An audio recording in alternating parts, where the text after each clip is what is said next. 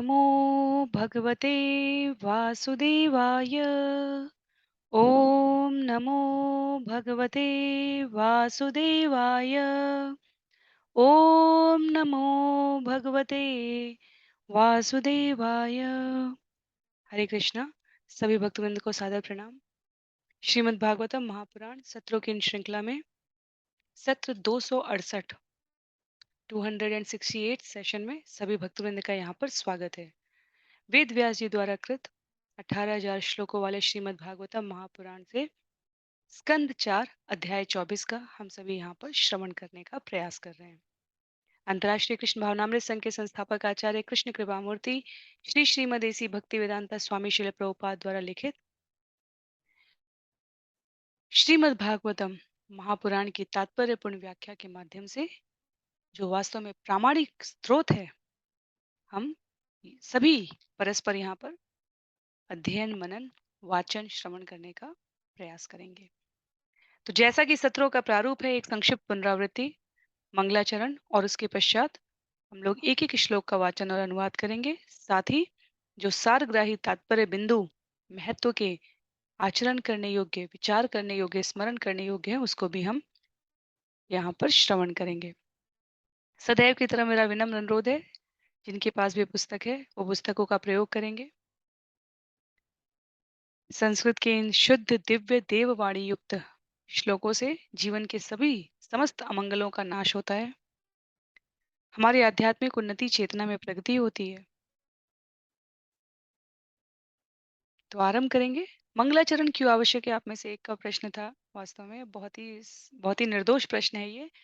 हम जैसे जब मंच पर कहीं बोलने जाते हैं, कोई पुरस्कार ग्रहण करने जाते हैं, अपने जीवन के संध्या काल में प्रतिदिन के किसी धन्यवाद ज्ञापित करते हैं, किसी स्थान को छोड़ते हैं, कहीं प्रवेश करते हैं, किसी से सामने पहली बार मिलते हैं तो हम उसको ग्रीट करते हैं, नमस्कार करते हैं, अभिवादन करते हैं। मंगलाचरण हमारा कृतज्ञतापूर्ण अभिवादन है पूर्वजों को, गुरु शिष्य परंपरा के जो पूर्ववर्ती आचार्य हैं उनको, जिन्होंने इस यात्रा में सहयोग किया है, उन सभी को। तो मंगलाचरण हम अपनी तरफ से कृतज्ञता ज्ञापित करते हुए इस ज्ञान को ग्रहण करने की पात्रता के लिए एक समर्पित अपना भाव प्रकट करते हैं।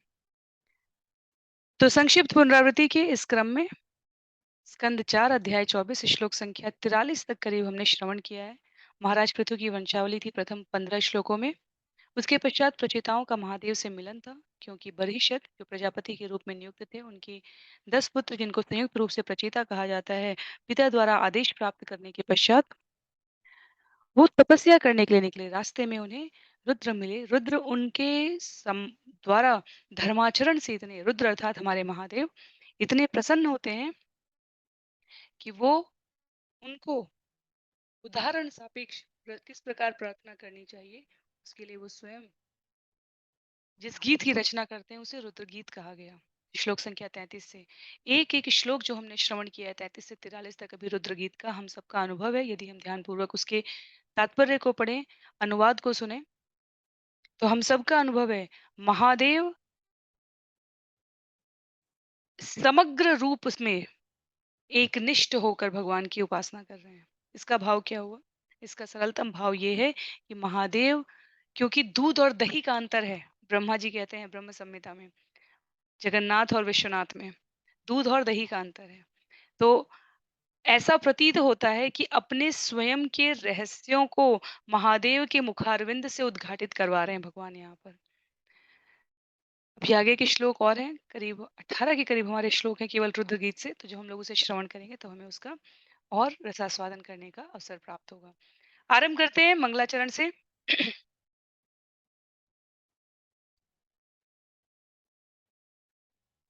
नारायणं नमस्कृत्य नरं चैव नरोत्तमं देवीं सरस्वतीं व्यासं ततो जयम् उदीरयेत्। शृण्वतां स्वकथा कृष्ण पुण्यश्रवणकीर्तन यद्यन्तस्थो य भद्राणि विदुनोति सुयत्स्यताम्। नष्टप्रायेषु भद्रेषु नित्यं भागवत सेवया भगवत्युत्तमश्लोके भक्तिर्भवति नैष्टिकी। ॐ अज्ञानतिमिरान्धस्य ज्ञानाञ्जनशलाकया चक्षुन्मीलितं येन तस्मै श्रीगुरुवे नमः। मूकं करोति वाचालं पङ्गुं लङ्घयते गिरिं यत्कृपातमहं वन्दे परमानन्दमाधवम्। वाञ्छाकल्पतरुभ्यश्च कृपा सिन्धुभ्य एव च पतितानां पावनेभ्यो वैष्णवेभ्यो नमो नमः। जय श्री कृष्ण चैतन्य प्रभु नित्यानंद श्री अद्वैत गदाधर श्रीवासादि गौर भक्तवृंद। हरे कृष्णा कृष्ण कृष्णा हरे हरे, हरे राम राम राम हरे हरे। हरे कृष्णा कृष्ण कृष्णा हरे हरे, हरे राम राम राम हरे हरे। हरे कृष्णा कृष्ण कृष्णा हरे हरे, हरे राम राम राम हरे हरे। हरे कृष्णा। तो सभी को पुनः सादर प्रणाम है। स्कंद 4 अध्याय 24। आज सत्र 268 में हम सभी श्लोक संख्या 43-44 के आसपास रुद्र गीत को आरंभ करने जा रहे हैं। रुद्र गीत आरंभ है श्लोक संख्या 33 से। आज के सत्र के लिए हम लोग यहाँ से आगे बढ़ेंगे।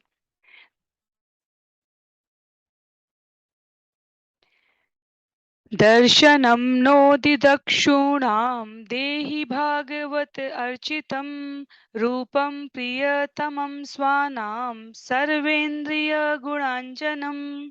हे भगवान, मैं आपको उस रूप में देखने का इच्छुक हूँ जिस रूप में आपके अत्यंत प्रिय भक्त आपकी पूजा करते हैं। आपके अन्य अनेक रूप हैं, किंतु मैं तो उस रूप का दर्शन करना चाहता हूँ जो भक्तों को विशेष रूप से प्रिय है। आप मुझ पर अनुग्रह करें और मुझे वह स्वरूप दिखलाएं, क्योंकि जिस रूप की भक्त पूजा करते हैं वही इंद्रियों की इच्छाओं को पूरा कर सकता है। बहुत सारे महत्व के बिंदु हैं हमारे पास यहाँ पर। महादेव, जैसा कि मैंने पहले भी कहा कि ऐसा लगता है भगवान स्वयं अपने विस्तार, शिव तत्व विस्तार से अपने स्वयं के रहस्योद्घाटन का यहाँ पर वर्णन करने का प्रयास कर रहे हैं, ताकि प्राणी मात्र को उनकी अम, अतुलतम सामर्थ्यता का बोध हो। ये संभव ही नहीं है। भगवान कहते हैं, स्वयं अनंत देव कहते हैं, मैं अनंत मुखों से अनंत वर्ष तक यदि भगवान की महिमा का गान करूं तो भी संभव नहीं है।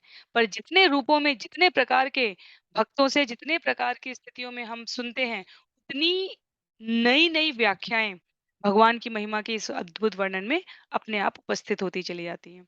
तो महादेव क्या कह रहे हैं, आपके अनेक रूप हैं, मुझे कौन सा प्रिय है? जो भक्तों को विशेष रूप से प्रिय है।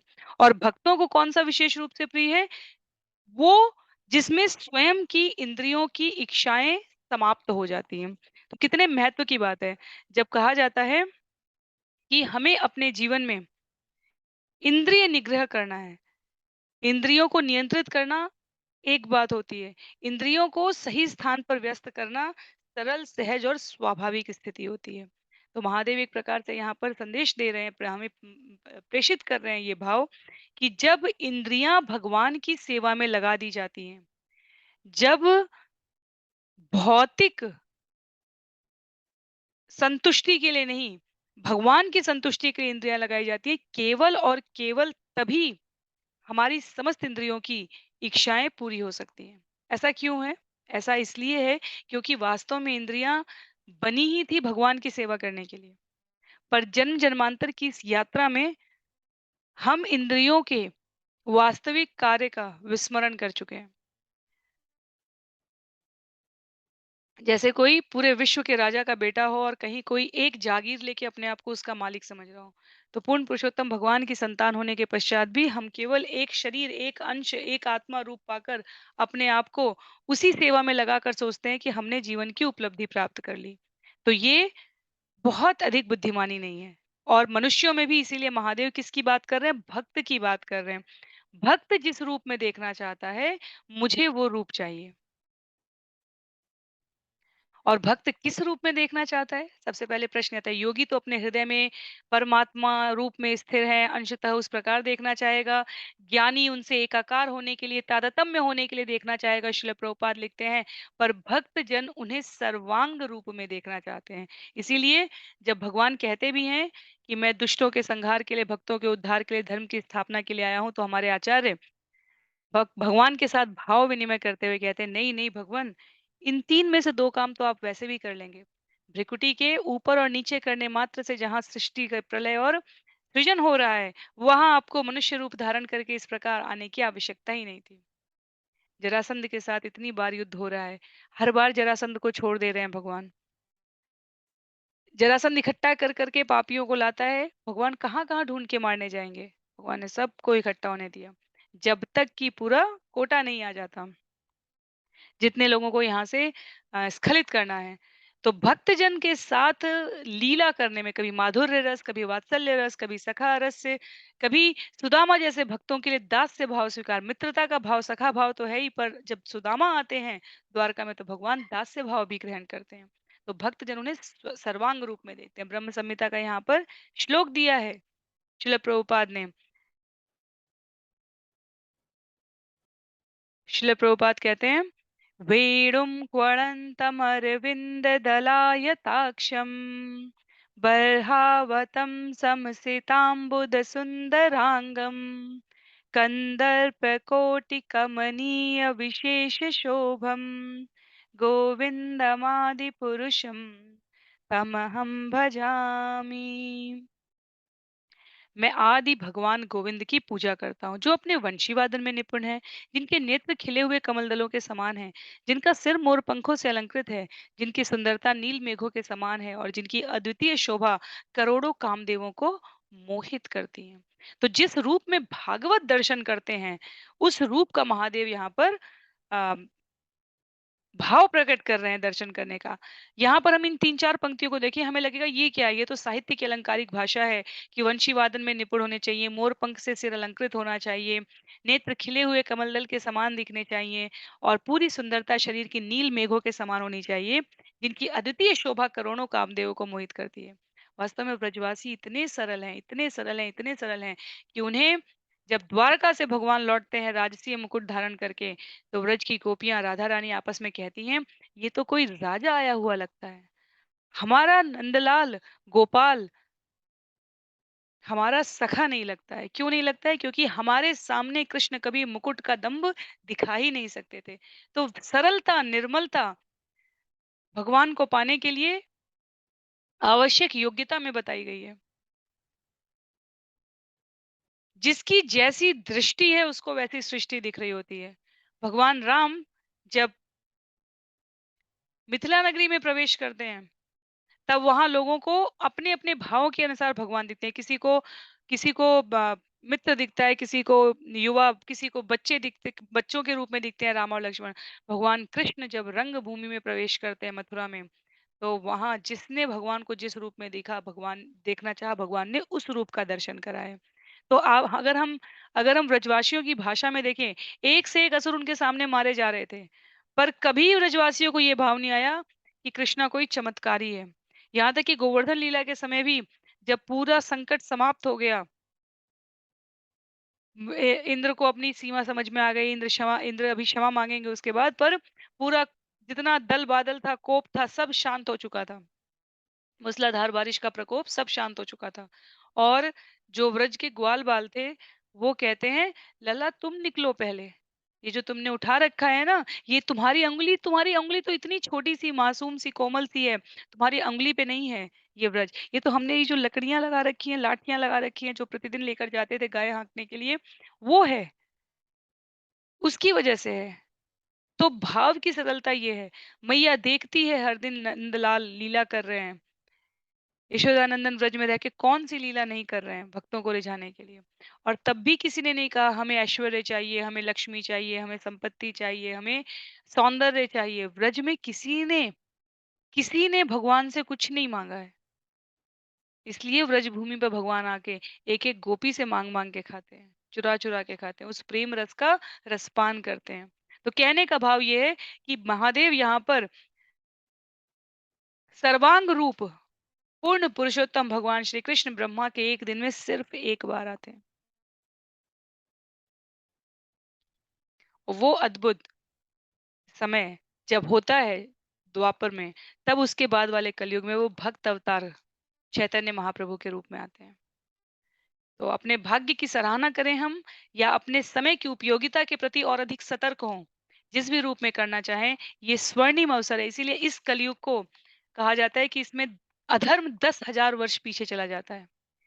जिस द्वापर के भगवान कृष्ण के प्राकट्य के पश्चात चैतन्य महाप्रभु दोनों आ रहे हैं इस प्रकार से।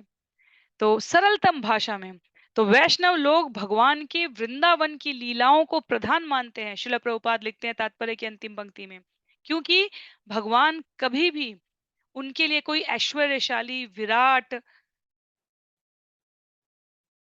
सर्वोच्च सत्ता, परम ब्रह्म इन रूप में नहीं थे। इतने जन्म जन्मांतरों की तपस्या थी उन गोपियों की और ब्रजबाल ग्वाल बालों की, कि उनके साथ भगवान सरलतम सहजतम अपना स्वरूप प्रकट करते हैं। श्लोक संख्या 45 और 46 यहाँ पर साथ साथ दिया है। स्निग्ध प्रावृग्र घनश्यामं सर्व सौंदर्य संग्रहम चार्वायत चतुर्बाहु सुजात रुचिराननम पद्मकोश पलाशाक्षम सुंदर भ्रू सुनासिकम सुद्विजम सुकपोलास्यम समकर्ण विभूषणम। भगवान की सुंदरता वर्षाकालीन श्याम मेघों के समान है। उनके शारीरिक अंग वर्षा जल के समान चमकीले हैं। दरअसल वे समस्त सौंदर्य के समष्टि सार सर्वस्व हैं। भगवान की चार भुजाएं हैं, सुंदर मुख है और उनके नेत्र कमल दलों के तुल्य हैं। उनकी नाक उन्नत, उनकी हंसी मोहने वाली, उनका मस्तक सुंदर तथा उनके कान सुंदर और आभूषणों से सज्जित हैं।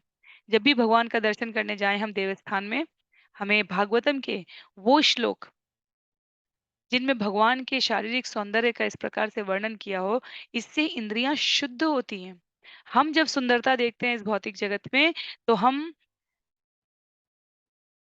अनेकों मानकों के आधार पर देखते हैं। वास्तव में देखा जाए तो हर व्यक्ति किसी न किसी के लिए अच्छा होता है, हर व्यक्ति किसी न किसी के लिए सौंदर्य युक्त होता है, स्नेह का पात्र होता है। दुनिया का सबसे कुख्यात से कुख्यात व्यक्ति भी किसी न किसी के स्नेह का पात्र होता है। तो ये पूरी सृष्टि की अवधारणा ही अपने आप में इतनी दुखालयम और शाश्वतम है कि उस श्रेष्ठता से कोई अम, अन्यों को लाभ नहीं है। पर भगवान की सुंदरता के बारे में जब जब भगवान के दर्शन में सौंदर्य को देखने की हमारी दृष्टि विकसित हो जाती है, तब समझना चाहिए कि इंद्रियां अब जन्म जन्मांतर की कलुषता से, मैल से साफ हो रही हैं। अन्यथा देव स्थान में जाकर भगवान भी हमें एकदम साधारण वस्तु ही लगे, साधारण व्यक्ति ही लगे। अच्छा अच्छा, पुजारी ने आज ये रंग पहना दिया, पुजारी नहीं। शास्त्र कहते हैं, स्वयं स्वयं भगवान का उद्घोष है, मनुष्य की औकात नहीं है कि वो भगवान को कपड़े पहनाने के लिए सोच भी सके, श्रृंगार करने के लिए उनकी आभूषण सामग्री, और कलयुग के हिसाब से तो कुछ भी नहीं है। ये भगवान है जो इसका चुनाव करते हैं, व्यक्ति का भी चुनाव करते हैं और अपने लिए प्रसाधनों का भी चुनाव करते हैं। क्यों? क्योंकि उनका भाव क्या है? भक्तों को के नेत्रों को दिव्य बनाना। तो ये सौंदर्य है भगवान का। और हम देखें भी, अगर अगर हम विचार करके भी देखें, ना जानते हुए भी कि ये व्यक्ति ये जो मूर्ति है ये भगवान है, या किसी भी भाषा में अगर हम अपना पूरा मस्तिष्क बिल्कुल खाली एम्प्टी करके भी सारे पूर्ववर्ती विचारों से अगर हम देखें, भगवान को जब मंगला आरती के समय उठाया जाता है, जब भगवान एक सिंपल किसी भी मंदिर का आप दर्शन करेंगे, तो एक सिंपल चेन पहने होंगे और ज़्यादा से ज़्यादा सिर्फ पगड़ी लपेटे होंगे, उतनी भी हटा देता है। तब भी भगवान उतने ही भव्य, उतने ही सुंदर लगते हैं। जब उन्हें श्रृंगार आरती के लिए उपस्थित किया जाता है, नए आभूषण सज्जित वस्त्रों के साथ, भगवान उतने ही सुंदर लगते हैं। और जब भगवान मध्यकालीन आरती, राजभोग आरती, उसके बाद संध्या समय फिर से सोने के लिए जाते हैं। अगर आप मंदिरों में 4 आरती, 6 आरती अगर आपने एक साथ दर्शन की है कभी, जो भगवान का प्रतिदिन श्रृंगार कर रहे हैं, उनके भाव की अभिव्यक्ति होते हैं भगवान। तो ये दर्शन में भगवान के कभी थकान नहीं दिखती हमें। हम कह सकते हैं कि ये एक मूर्ति है, लेकिन जिन भक्तों ने नियमित दर्शन करने का जिनका अनुक्रम है, उन्होंने पल-पल पर बदलते हुए भाव भी भगवान के उसमें अनुभूत किए हैं।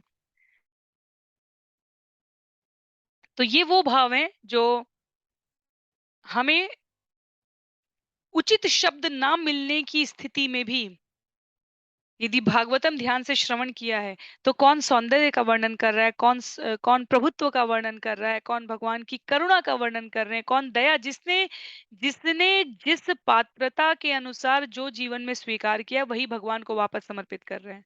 ये बिल्कुल वैसा ही है जैसे गंगा में स्नान करते हैं, गंगा में से हम गंगा जल निकालते हैं और अंजलि से वापस उन्हीं को जल समर्पित कर देते हैं। गंगा माँ का ही जल है और हम उन्हीं को समर्पित कर रहे हैं। हमारा क्या है उसमें? क्या देते हैं हम उसमें? उस अर्पण में हम क्या देते हैं? सिर्फ़ अपना भाव देते हैं। भगवान भावग्राही हैं। 56 भोगों की जो प्लेट है, वो निश्चित रूप से भगवान को प्रिय है, पर उस 56 प्रकार के भोगों के मध्य में भगवान क्या देख रहे हैं? भाव देख रहे हैं।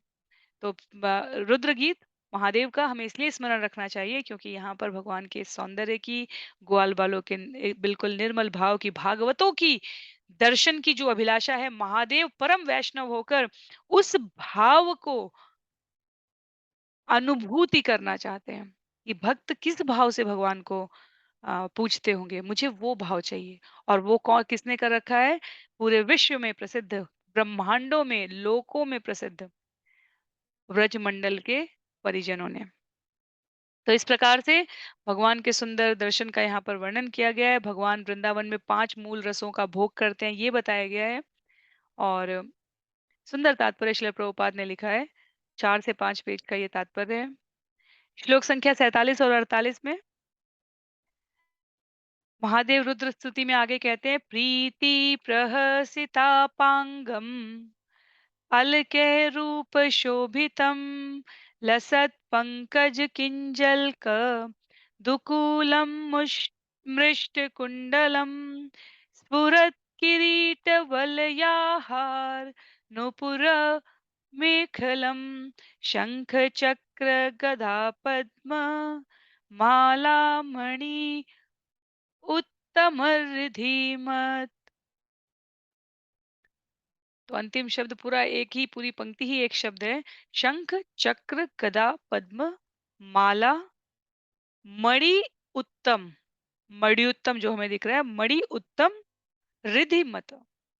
भगवान अपने मुक्त तथा दास्य दयापूर्ण हास्य तथा भक्तों पर तिरछी चितवन के कारण अनुपम सुंदर लगते हैं। उनके काले काले उनके बाल काले तथा घुंघराले हैं। हवा में उड़ता उनका वस्त्र कमल के फूलों से उड़ते हुए केसर रज के समान प्रतीत होता है। उनके झलमलाते कुंडल, चमचमाता मुकुट, कंकड़, बनमाला, नुपुर, करधनी तथा शरीर के अन्य आभूषण, शंख, चक्र, गदा तथा कमल पुष्प से मिलकर उनके वक्षस्थल पर पड़ी कौस्तुभ मणि की प्राकृतिक शोभा को बढ़ाते हैं। तो कुछ भी नहीं छोड़ा है, कोई आभूषण नहीं छोड़ा है, कोई अंग नहीं छोड़ेंगे, कोई भाव नहीं छोड़ेंगे। तिरछी चितवन से लेके किस वस्त्र के साथ, किस भाव के साथ और कौस्तुभ मणि उनकी प्राकृतिक शोभा बढ़ा रहे हैं, इसका यहाँ पर उल्लेख हुआ है।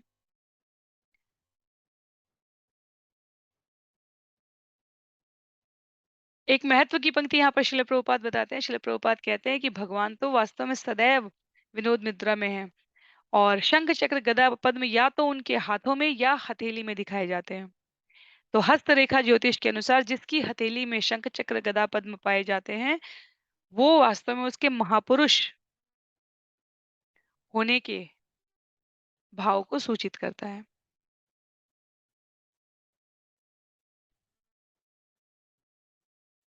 तत्पश्चात अगले श्लोक में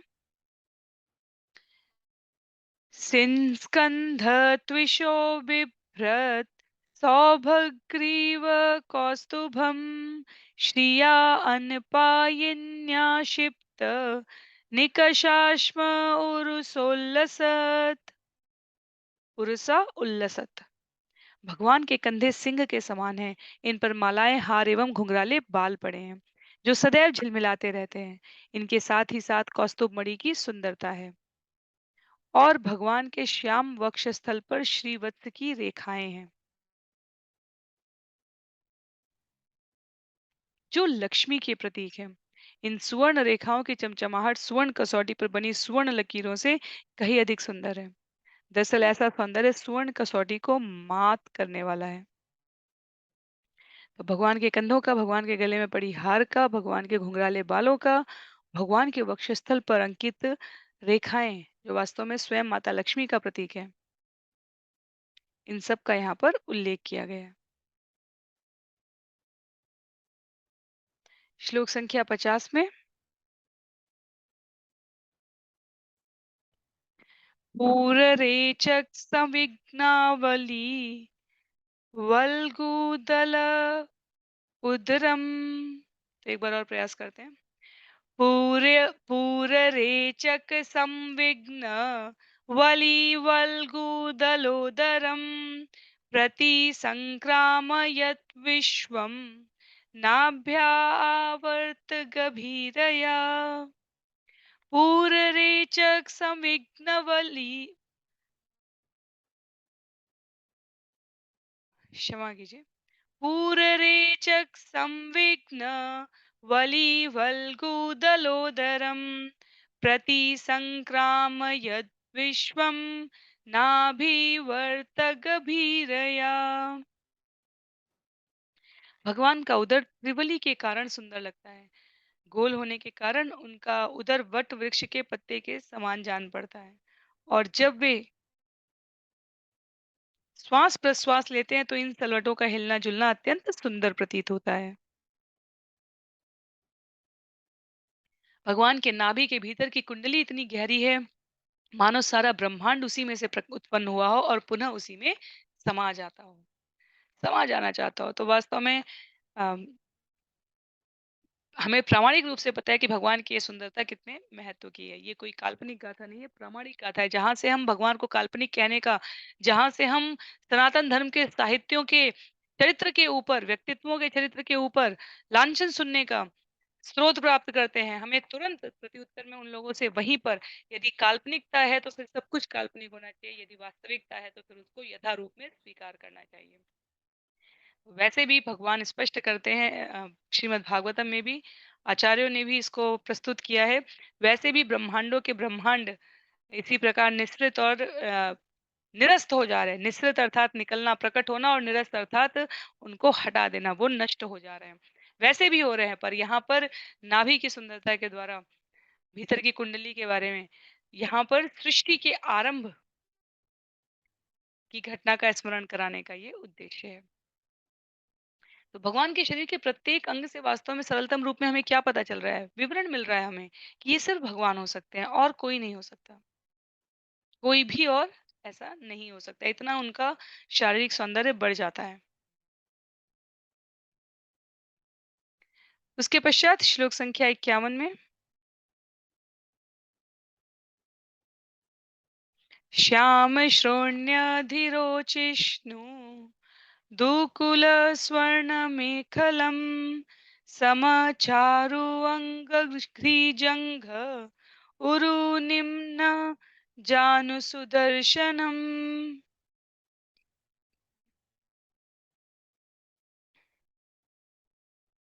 श्याम श्रोणी अधिरोचिष्णु दुकुल स्वर्णमेखलम् समचारु अङ्गघृजङ्घो उरु निम्न जानु सुदर्शनम। भगवान की कटी का अधोभाग श्यामल रंग का है और पीतांबर से ढका है। उसमें सुनहरी जारीदार करधनी है। उनके एक समान चरण कमल, पिंडलियों, जांघें तथा घुटने अनुपम सुंदर हैं। निसंदेह भगवान का संपूर्ण शरीर अत्यंत सुडैल प्रतीत होता है। तो रुद्र यहाँ पर भगवान की सुंदरता का वर्णन करें, रुद्र वास्तव में हमारे 12 महाजनों में भी आते हैं। जहाँ पर हम भीष्म, बलि, स्वयंभू, नारद, प्रहलाद, इनकी बात करते हैं, वहां पर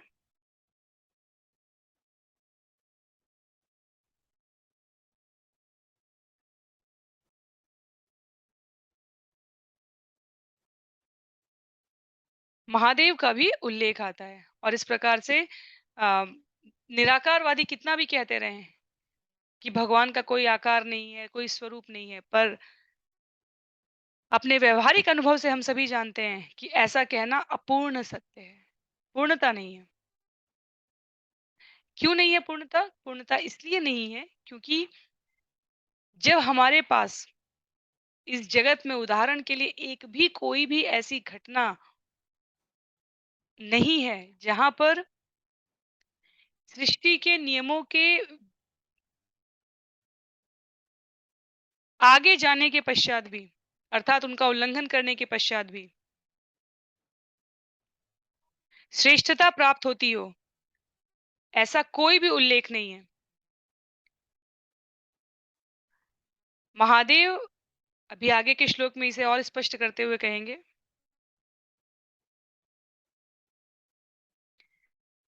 पदाशरत्पद्मपलाशरोचिषा नखद्युभि नखद्विभिनान्तरघं विधुन्वता प्रदर्शय स्वीयमपास्त साध्वसं पदं गुरो मार्गगुरु तमोजुषाम्। हे भगवान, आपके दोनों चरण कमल इतने सुंदर हैं मानो शरद ऋतु में उगने वाले कमल पुष्प के खिलते हुए दो दल हों। दरअसल आपके चरण कमलों के नाखूनों से इतना तेज निकलता है कि वह बद्ध जीव के हृदय के सारे अहंकार को तुरंत छिन्न कर देता है। हे स्वामी, मुझे आप अपना वह स्वरूप दिखलाएं जो किसी भक्त के हृदय के अंधकार को नष्ट कर देता है। मेरे भगवान, आप सबों के परम गुरु हैं, अतः आप जैसे गुरु के द्वारा ज्ञान के अंधकार से आवृत सारे बद्ध जीव प्रकाश प्राप्त कर सकते हैं। भगवान के सुंदर स्वरूप का दर्शन कराया। भगवान को महादेव प्रामाणिक रूप से गुरु पद पर आसीन होने का निमंत्रण नहीं दे रहे हैं, उस भाव का विवरण प्रस्तुतिकरण कर रहे हैं। भगवान अपनी इच्छा के लिए स्वतंत्र हैं, पूर्ण स्वतंत्र हैं। केवल भक्तों की इच्छा को वो अपने प्रेम वश धारण करते हैं, इसलिए भक्तों से विशेष अनुरोध किया जाता है कि वो भौतिक जगत का तो कुछ मांगे ही ना, आध्यात्मिक जगत का भी ना मांगे भगवान से। और मांगना है तो सिर्फ यही, क्या मांगे? ये पूरा विश्व भगवान का है और भगवान हमारे हैं, ये भाव मांगे। गोपियां, ग्वाल बाल, नंद बाबा, यशोदा मैया इस भाव के साथ ब्रजमंडल में रहते थे। तो भगवान के सौंदर्य, मुख सौंदर्य का वर्णन किया, भगवान के वक्षस्थल का वर्णन किया, भगवान के कटी प्रदेश का वर्णन किया है। अब भगवान के चरण कमल का वर्णन यहाँ पर किया जा रहा है। जैसे शरद ऋतु में उगने वाले कमल पुष्प के खिलते हुए दो दल हैं। ये साहित्यिक उपमा है, पर भक्त इसका प्रयोग करके अपना हृदय का उत्कट अभिभाव यहाँ पर व्यक्त कर रहे हैं।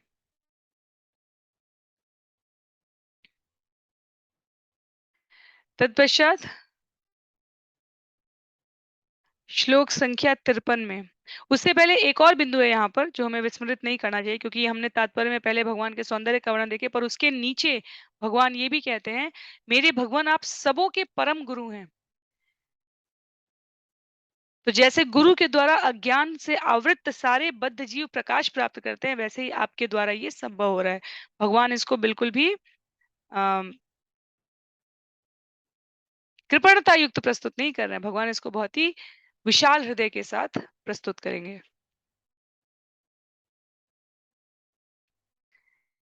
एक श्लोक है यहाँ पर जिसे हम सभी श्रवण करने का प्रयास करें, क्योंकि ये श्लोक भगवत गीता और भागवतम के बाहर का है।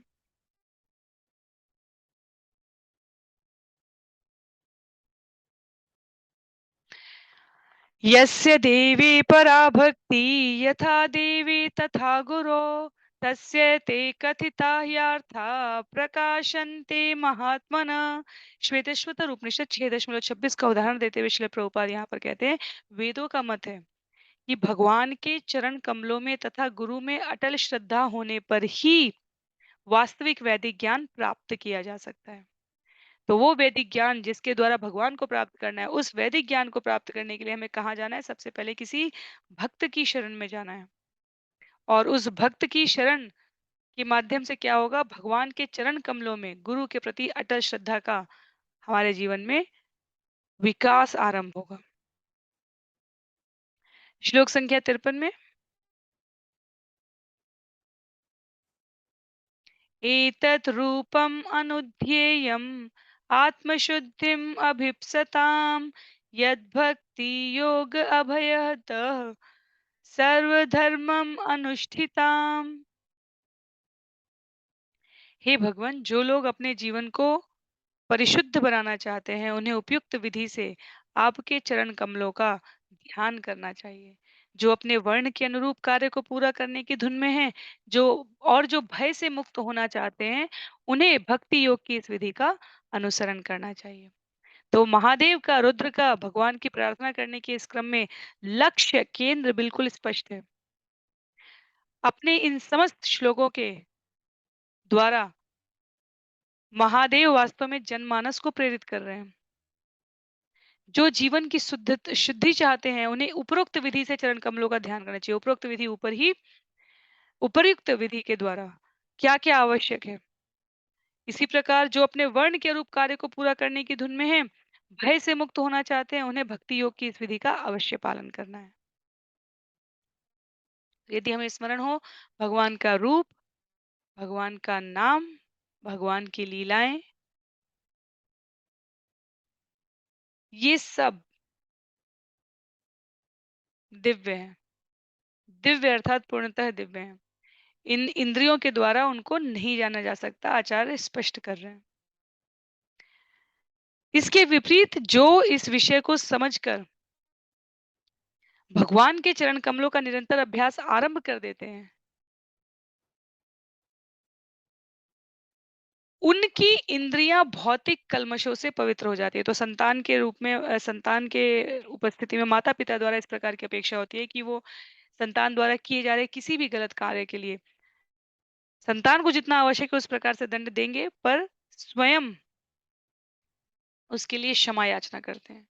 तो भगवान माता पिता के कोटे से भी काट सकता है ये, जो भक्तों के बच्चों द्वारा किसी भी प्रकार, संतानों द्वारा किसी भी प्रकार का कोई इंद्रिय भौतिक कल्मश यदि होता है जीवन में। तो श्रील प्रभुपाद एक-एक शब्द की यहाँ पर शब्दार्थ प्रस्तुति भी कर रहे हैं। स्वधर्मम किसे कहा गया है? तो अपने धर्म में, धर्म का हमने श्रीमद् भगवद गीता में श्रवण किया था। गुण, कर्म और स्वभाव से अपने धर्म का हमें पालन करने का अभ्यास करना है। श्लोक संख्या 54 में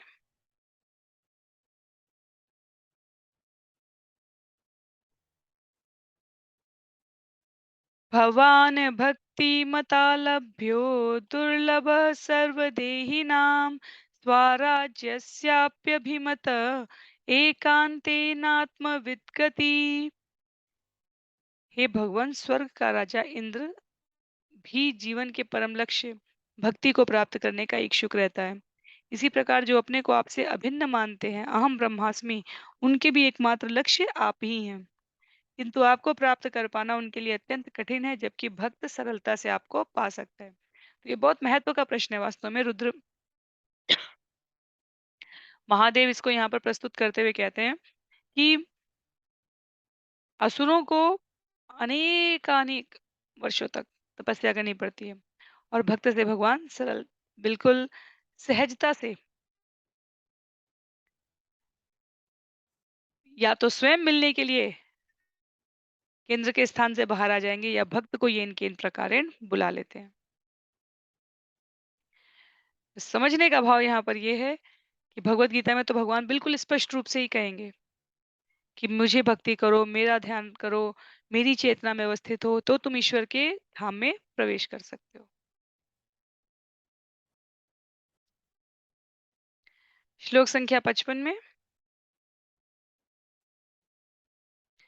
तम दुराराध्यम तं दुराराध्यमाराध्य सतामपि दुरापया एकान्तभक्त्या को वांछेत पादमूलं विना वही।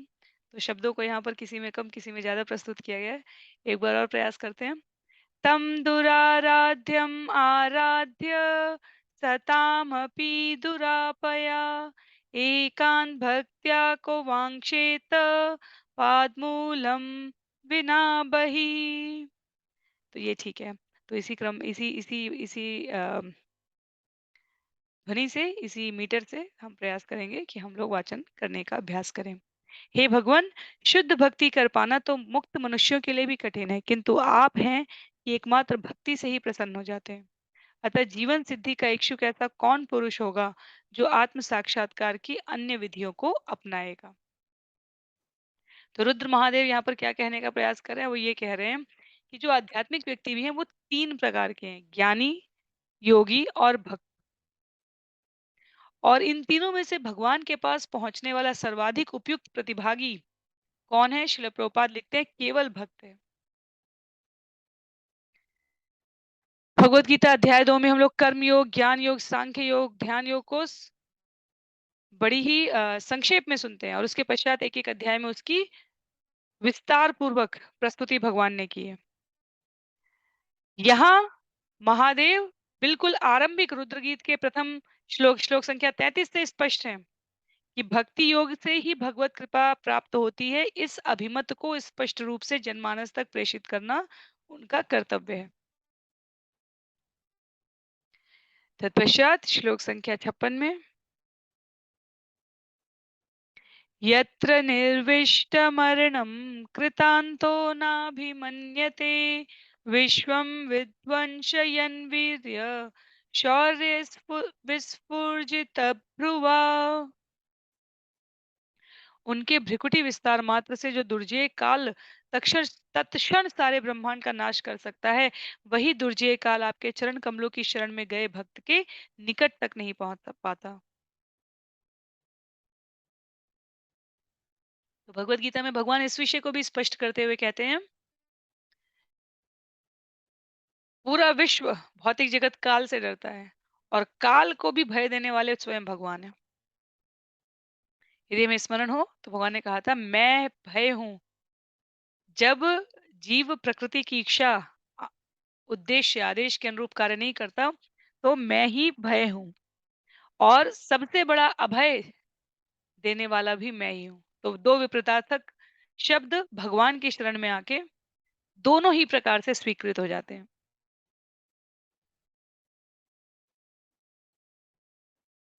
यहाँ पर महादेव ने कहा है, जो दुर्जय काल तत्क्षण सारे ब्रह्मांड का सृजन कर सकता है, संहार कर सकता है, वही दुर्जय काल आपके चरण कमलों में आकर यूं शरण गए भक्त की तरह उपस्थित है। वास्तव में एक एक श्लोक के तात्पर्यों में श्रील प्रभुपाद ने पूरा ज्ञान समाहित कर दिया है।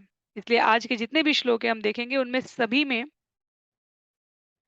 तात्पर्यों की जो लंबाई है वो क्रमशः अधिक होती जा रही है। उद्देश्य क्या है? उद्देश्य इसलिए है क्योंकि एक बिंदु पूछा जाए उसके लिए, जैसे खरीदने हम जाते हैं दुकान पर अभी, तो एक या दो साड़ियां, एक या दो सूट के कपड़े, एक या दो सामान लेने जाते हैं और दुकानदार पूरी जगह हमारे लिए बिछा देता है, पर हम सब तो नहीं उठा के ले जाते। उसी प्रकार से ये सृष्टि तो सभी प्रकार की विचारधारा, मानसिकता, मनोवृत्ति वाले लोगों के लिए बनी है। हम उसमें से क्या उठाते हैं, ये हमारी स्वयं की पात्रता पर निर्भर करता है, भगवान की कृपा पर निर्भर करता है। तो पुनः यहाँ पर उद्देश्य पूर्वक महादेव के श्रीमुख से उन वचनों का चुनाव किया गया है जो हमारी आध्यात्मिक उन्नति को और प्रबुद्ध करें। श्लोक संख्या 57 में इसका उल्लेख करते हुए स्वयं महादेव कहते हैं, शरणार्थे नापि तुलये न स्वर्गम न पुनर्भवम भगवत संगी संगस्य मर्त्यानाम के मुताशिष। संयोग से यदि कोई क्षण भर के लिए भी भक्त की संगति पा जाता है तो उसे कर्म और ज्ञान के फलों का तनिक भी आकर्षण नहीं रह जाता। तब उन देवताओं के वरदानों में उसके लिए रखा ही क्या है जो जीवन और मृत्यु के नियमों के अधीन है। तो भक्त का संग सनातन गोस्वामी के पास व्यक्ति पहुंचा ये जान के कि इनके पास कोई ऐसा पत्थर है जिसको छू देने से प्रत्येक वस्तु सोना बन जाती है। सनातन गोस्वामी से पूछने के लिए गए। सनातन गोस्वामी ने कहा पीछे जो आपको झोपड़ी दिख रही है उसमें बहुत सारा सामान रखा है, उसमें नीचे दबा हुआ मिलेगा खुले में, जहाँ अन्य अनाज की बोरियां और इस प्रकार की वस्तुएं रखी रही होंगी। व्यक्ति प्रसन्नता पूर्वक एक दो के साथ प्रयोग करता है, लकड़ी के साथ, धातु के साथ, सब स्वर्ण में परिवर्तित हो गई, लेकर चला गया। कुछ समय पश्चात थोड़ा आगे जाने पर सोचता है, जिस व्यक्ति ने इस मणि को इतनी सरलता से मुझे दे दिया, इसका अर्थ है कि उसके पास इससे भी बड़ा कोई खजाना है। और वो वापस आता है और फिर पूछता है, और सनातन गोस्वामी बताते हैं, ये तुम जानने के अधिकारी बनना चाहते हो, जाओ पहले नदी में स्नान करके पवित्र होकर संध्या वंदन करके आओ, तब मैं तुम्हें बताता हूँ। और तब वहां पर सनातन गोस्वामी से प्राप्त हुई दीक्षा से दृढ़ व्यक्ति के हृदय में कभी उसके बाद जीवन में भौतिक इच्छाओं की, इंद्रिय तृप्ति की मंशा ही नहीं जागृत हुई। यहाँ पे इस श्लोक में महादेव उस घटना एक वो एक प्रकार की घटना है उसको एक तरफ रखते हैं और साथ साथ कहते हैं दूसरा महत्व का बिंदु,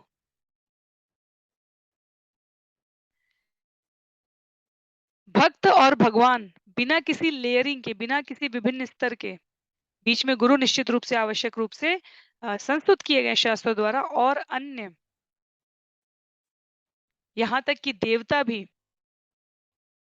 उनके भी वरदानों में अतिरिक्त रूप से कुछ ऐसा नहीं है होता जो हमारी कुछ भी है जो आध्यात्मिक उन्नति में सहायक है तो सब सही है। इसके अतिरिक्त सब कुछ त्याज्य होना चाहिए। उपदेशामृत के हमारे श्लोक में है। तो इसलिए अंतिम 3 श्लोक और करेंगे आज के सत्र के लिए हम लोग, उसके पश्चात सत्र को विराम देंगे। श्लोक संख्या 58 में, अथानघाङ्ग्रे तव कीर्तितीर्थयो अन्तर्बहिस्नानविधूतपाप्मनां भूतेष्वनुक्रोश सुसत्त्वशीलिनां स्यात् संगमोऽनुग्रह एष नस्तव। हे भगवान, आपके चरण कमल समस्त कल्याण के कारण है और समस्त पापों के कलमश को विनष्ट करने वाले हैं। अतः मेरी आपसे प्रार्थना है कि आप मुझे अपने भक्तों की संगति का आशीर्वाद दें, क्योंकि आपके चरण कमलों की पूजा करने से वे पूर्णतया शुद्ध हो चुके हैं और बद्ध जीवों पर अत्यंत कृपालु हैं। मेरी समझ में तो आपका असली आशीर्वाद यही होगा कि आप मुझे ऐसे भक्तों की संगति करने की अनुमति दें। तो अब व्यवहारिक रूप से भक्ति का क्या अर्थ है, वो स्पष्ट करते हुए महादेव कह रहे हैं कि ऐसे व्यक्तियों के संग से दूर रहने का हमें प्रयास करना है, जिनके जीवन में भगवान शब्द का अर्थ, भाव और स्पष्टता नहीं है। दूर रहने का अर्थ ये नहीं कि हम उन्हें त्याग दे रहे हैं, उनको निकृष्ट समझ रहे हैं। हर व्यक्ति अपनी यात्रा पर है, जन्म जन्मांतर की यात्रा पर है। जितनी शीघ्रता से हम इंद्रिय भोग से अपने आप को विरत करेंगे, उतनी शीघ्रता से हमारी चेतना विकसित होगी।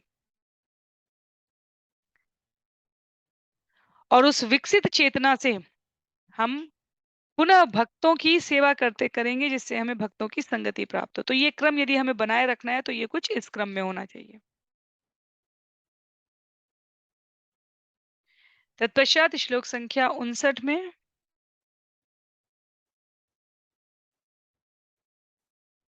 न यस्य चित्तं बहिरथ विभ्रमं तमो गुहायां च विशुद्धमाविशत् यद्भक्तियोगानुगृहीतमञ्जसा मुनिविचष्टेननु तत्र ते गतिम्।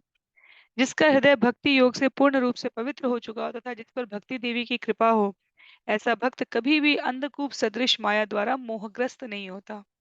इस प्रकार समस्त भौतिक कल्मश से रहित होकर ऐसा भक्त आपके नाम, यश, स्वरूप, कार्य इत्यादि को अत्यंत प्रसन्नता पूर्वक समझा सकता है। तो पात्रता क्या है? पुनः भक्ति योग से हृदय पवित्र हो चुका होना चाहिए, भक्ति देवी की कृपा होनी चाहिए। समस्त भौतिक कल्मश जैसे नाम, यश, स्वरूप, सामर्थ्य, इनको अत्यंत विनम्रता पूरे शब्दों में कहा गया है कि इन्हें इनसे विरत होकर जब हम जाते हैं, भक्ति के मार्ग पर आगे बढ़ने का प्रयास करते हैं, तब उसमें किसी प्रकार की स्वाद आपूर्ति में, जैसे दुनिया में कहने के लिए बहुत सारे शब्द हैं, लेकिन केवल हरिनाम जाप से हमें संतुष्टि मिलती है, कानों को भी और जीवा को भी। विचार करके देखिए, 24 घंटे का अखंड जाप में भी हमें शारीरिक प्रतिबंधताओं को, शरीर के थकने की और इन सबको एक तरफ रख दिया जाए, तो भगवान के नाम के अतिरिक्त, भगवान के जाप के अतिरिक्त ऐसा कोई शब्द नहीं है, जिसमें हमें उतनी ही प्रसन्नता महसूस हो। तो उसी भाव को यहाँ पर व्यक्त किया गया है। श्रीमद् भागवतम स्कंद 3 अध्याय 25 श्लोक संख्या 25 का उल्लेख देते हुए, सतां प्रसंगानमं वीर्यसंविदो भवन्ति ह्यत्कर्णरसायना तथा तज्जोषणादाश्वपवर्गवर्त्मनि श्रद्धा रतिर्भक्ति अनुक्रमिष्यति। शुद्ध भक्तों की संगति मात्र से भगवान के दिव्य नाम, यश, गुण तथा कार्य समझ में आ जाते हैं। और चैतन्य महाप्रभु का उत्करण देते हुए कहा गया, मध्य लीला अध्याय 22 श्लोक संख्या 54 का छंद संख्या वहां पर, साधु संग सर्व शास्त्र का लव मात्र साधु संगे सर्व सिद्धि है। उसी पंक्ति को जो हमने संस्कृत स्कंद 3 अध्याय 25 श्लोक संख्या 25 में पढ़ा, उसी को यहाँ पर अपनी भाषा में रूपांतरित करते हुए चैतन्य महाप्रभु लिखते हैं, केवल शुद्ध भक्त की संगति करने से ही मनुष्य कृष्ण चेतना में आश्चर्यजनक रूप से अग्रसर हो सकता है। तो साधु संग शब्द का जो अर्थ है, हरे कृष्ण का कीर्तन करते हुए कृष्ण चेतना में लगे रहना। तो ये दिव्यता है। ये क्या कहा जा रहा है? ऐसा भक्त, ऐसे हृदय वाला भक्त जो कभी भी अंधकूप सदृश इस माया से मोहग्रस्त ना हो। तो हमें देखना रहेगा किस प्रकार इसको व्यवहारिक रूप से हम अपने जीवन में पालन कर सकते हैं। तो आज के लिए अंतिम अंतिम हमारा श्लोक है, श्लोक संख्या 60। यत्रेदं व्यज्यते विश्वं विश्वस्मिन्नवभाति यत् तत्त्वं ब्रह्म परम ज्योति आकाशम इव विस्तृतम्। हे भगवान, निर्गुण ब्रह्म सूर्य के प्रकाश अथवा आकाश की भांति सर्वत्र फैला हुआ है, और जो सारे ब्रह्मांड भर में फैला है तथा जिसमें सारा ब्रह्मांड दिखाई देता है, वह निर्गुण ब्रह्म आप ही हैं। तो पुनः हम लोग उस बिंदु पर आ गए जहां पर श्रीमद् भागवतम आरंभ हुआ था। भगवान के 3 तत्वों को समझने के लिए सूर्य की किरणें, सूर्य एक गोला और सूर्यदेव एक लोक के रूप में हमने समझा था। उसी प्रकार यहाँ पर श्रील प्रभुपाद तात्पर्य में व्यक्त करें उससे पहले हमें अनुवाद में ही दिख रहा है, निर्गुण ब्रह्म सूर्य के प्रकाश की भांति सर्वत्र फैला है। अत्यंत दूर से हमें केवल प्रकाश समझ में आता है, निकट जाने पर हमें गोले के रूप में दिखने लगता है, और निकटतम जाने पर हमें पता चलेगा कि वहां सूर्य लोक पर सभी आगधारी जीव हैं। जैसे धरती पर रहने वाले हम सभी के 70% क्या है, जल है शरीर में। और यदि हमने जल में रहने वाले जीवों को नहीं देखा होता तो हम विश्वास भी नहीं कर पाते कि जल में जीव कैसे रहेंगे, पर जल में जीव रहते हैं। उसी प्रकार सूर्य अग्नि के रूप में शरीर से आग का शरीर बना होता है, जीव वहां पर निश्चित रूप से उपस्थित है। तो निर्गुण ब्रह्म सूर्य के प्रकाश की बात हो गई, ब्रह्म ज्योति सूर्य का प्रकाश हो गया। और यहाँ पर निर्गुण शब्द की सकारात्मक प्रस्तुति करते हुए महादेव कह रहे हैं कि वह निर्गुण ब्रह्म आप ही हैं। तो वैसे तो कुछ भी, कोई भी, प्रत्येक वस्तु ब्रह्म के अतिरिक्त है, इसके अतिरिक्त किसी अन्य किसी भी वस्तु का, किसी भी तत्व का कोई अस्तित्व ही नहीं है। फिर भी भक्त साकार सगुण रूप के उपासक हैं, निर्विकार, निर्विशेषवाद, निराकार के नहीं। उसका स्पष्टता अंतर यह है कि इस पूरे ब्रह्मांड में, ब्रह्मांडों के ब्रह्मांड में, अभी तक के मनुष्य सभ्यता के इतिहास में, संस्कृति में, कहीं पुरातन काल में प्रकृति की अवहेलना करके दंड पाने के अतिरिक्त प्रकृति द्वारा किए जा रहे अत्याचार का परिणाम स्वरूप कोई भी अंतर हमें स्पष्ट दृष्टिगोचर नहीं होता है। तो हम केवल गुरु शिष्य परंपरा के आचार्यों के शब्द प्रमाण को शिरोधार्य करते हुए अपने जीवन में पालन करने का प्रयास करें भगवत भक्ति का। जैसे दवाई दिखने में हमें नहीं लगेगा कि इतनी छोटी सी दवाई है क्या असर दिखाएगी, पर जहां जिस अंग की जर्जर हुई अवस्था के लिए हमें आवश्यकता होती है, हम उसका प्रयोग करते हैं। तो दवाई किसी भी भाव से ली जाए अपना महत्व दिखाती है। उसी प्रकार श्रीमद् भागवतम जिस भी प्रश्न के उत्तर की प्राप्ति के लिए आरंभ किया जाए, वो हमें एक ही दिशा और एक ही दशा में ले जाएगा। भक्त बनाने की हमारी दिशा और भक्तों के भगवान के समक्ष प्रस्तुत किए जा रहे भाव की दशा। तो इस प्रकार से ये श्लोक संख्या 60 पर हम लोग यहाँ पर श्लोक इस जितना भी हमने आज श्लोक पढ़ा है, सभी के तात्पर्य बहुत बड़े-बड़े हैं। सभी पे अलग-अलग जगह से संकलित छंद को, श्लोक को, उक्ति को, संस्कृत की उक्तियों को प्रस्तुत किया गया है। तो प्रयास पूर्वक रुद्रगीत बहुत महत्व का है। रुद्रगीत के द्वारा हमें भगवान के रहस्यों के बारे में ही और अलग शब्दों में ये जानकारी प्राप्त हो रही है। तो आज के लिए सत्र को यहीं पर समाप्त करेंगे।